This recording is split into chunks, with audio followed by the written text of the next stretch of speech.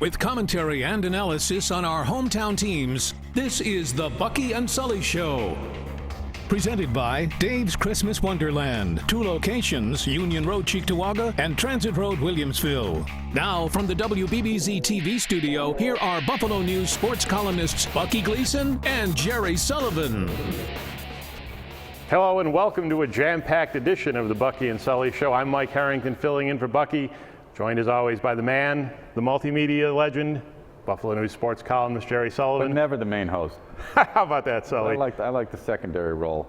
The sidekick role. We're Wally Pipping Bucky here again today. But Sully, this is an unbelievable weekend. You're talking Kentucky Derby, Red Sox Yankees. Coming up in our next segment, Tim Graham live from Las Vegas at Mayweather-Pacquiao, NHL, NBA playoffs, and what we're going to start talking about first.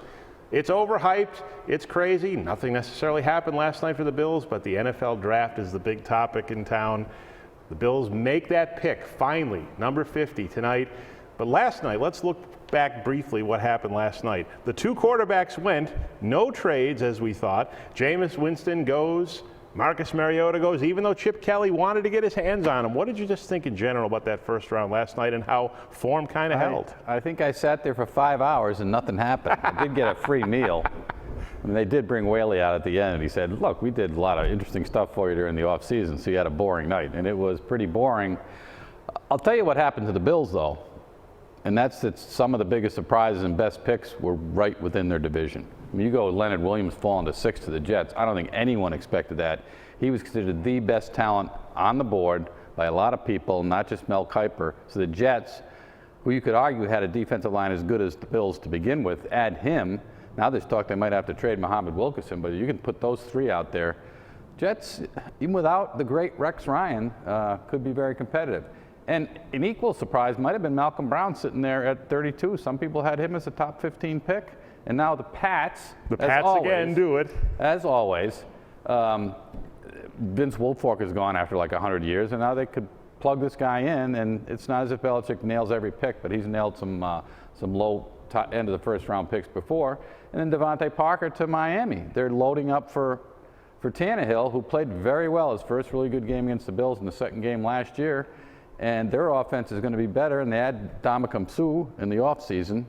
So the division is getting better. And Mike, I have to tell you, and it applies to your hockey team too, people, the fans in Buffalo sometimes forget other teams get better. Yes, they do. Now let's look a little more at this pick of Leonard Williams, though. I thought for sure when he was still on the board, why wouldn't the Washington Redskins take him at number 5? Instead, they went offense, and Leonard Williams, maybe the best talent in the draft after the quarterbacks, lands in the lap of the New York Jets, who had to just be thrilled at that pick.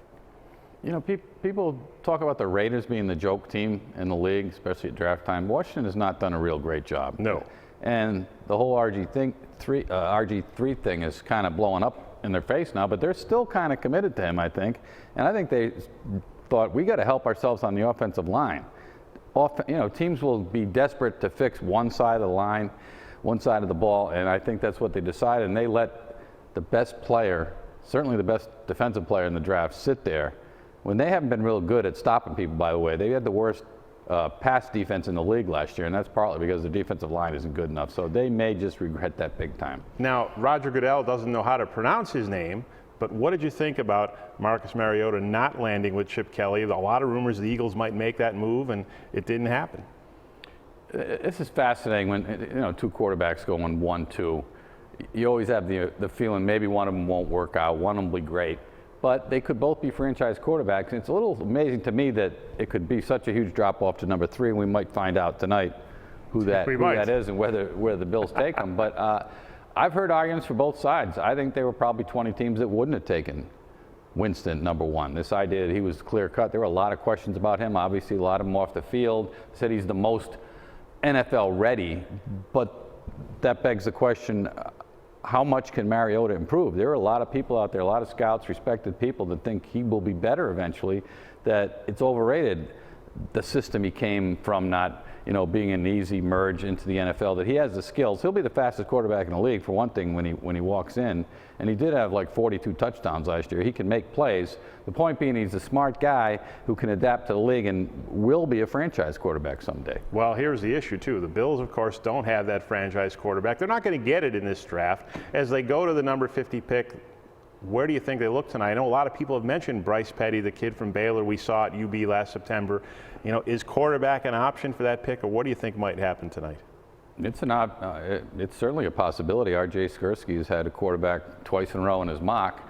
I just don't see it unless they really believe they see an underrated franchise guy there who can contribute right away.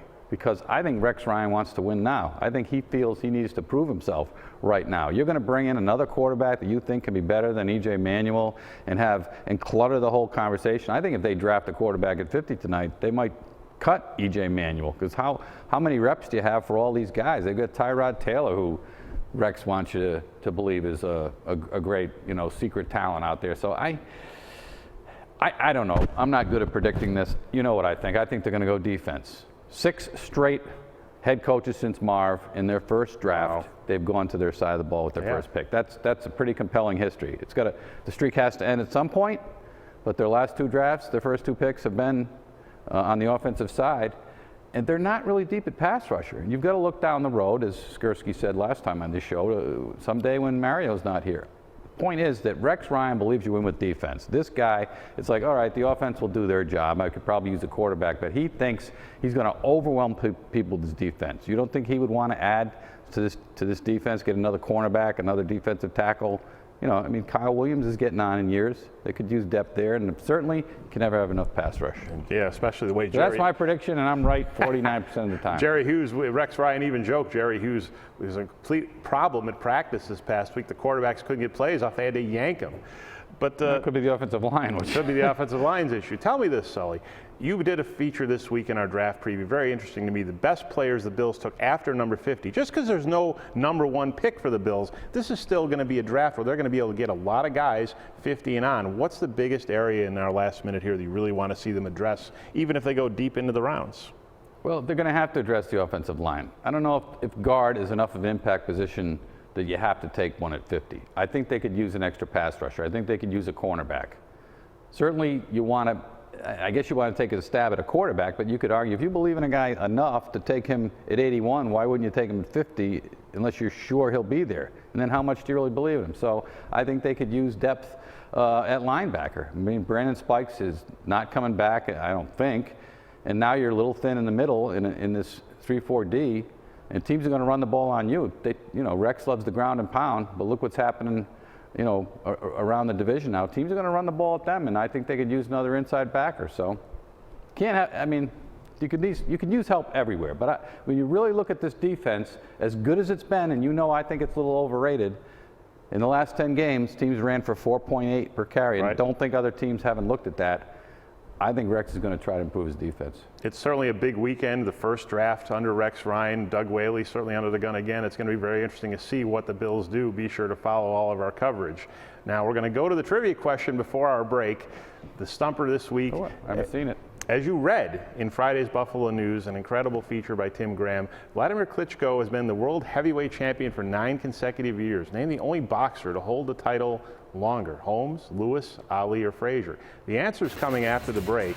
And after the break, we're going to have Tim Graham live from Las Vegas, Pacquiao-Mayweather talk. It's a big weekend in boxing. We haven't been able to say that in a long, long time. Boxing is a sport really under the gun. We may not see much of boxing other than this weekend. Coming right back, Tim Graham live from Las Vegas on the Bucky and Sully Show.